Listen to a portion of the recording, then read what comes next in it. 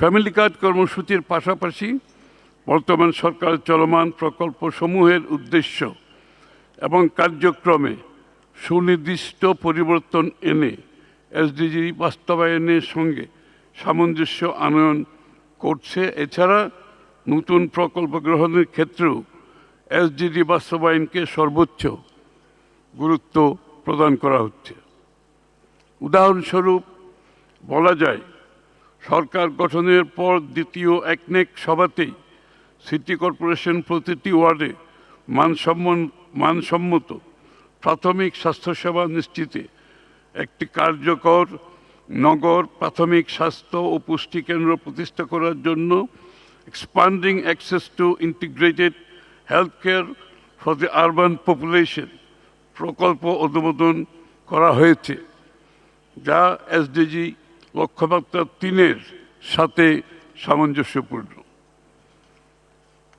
গবেষণা ও উন্নয়নের মাধ্যমে তথ্য প্রযুক্তিতে বাংলা ভাষা সমৃদ্ধকরণ শীর্ষক চলমান একটি প্রকল্পের কার্যক্রমে পরিবর্তন এনে দৃষ্টি প্রতিবন্ধী ব্যক্তিদের জন্য বাংলা স্ক্রিন রিডার, শ্রবণ প্রতিবন্ধী ব্যক্তিদের জন্য ইশারা ভাষা সফটওয়্যার, নৃগোষ্ঠী ভাষার ফ্রন্ট কিবোর্ড সফলভাবে উন্নয়ন করা হয়েছে ও যা এসডিজি লক্ষ্যমাত্রার 10-এর সাথে সামঞ্জস্যপূর্ণ।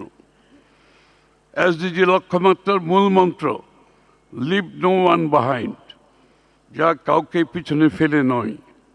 এই বার্তাটিকে ধারণ করেই বর্তমান সরকার তার উন্নয়ন পরিকল্পনা গ্রহণ করেছে।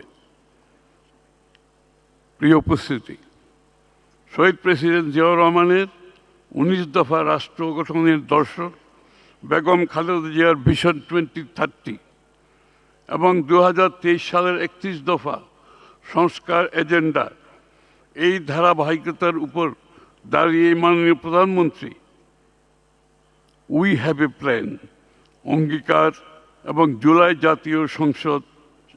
জাতীয় সনদ পরিণত হয়েছে।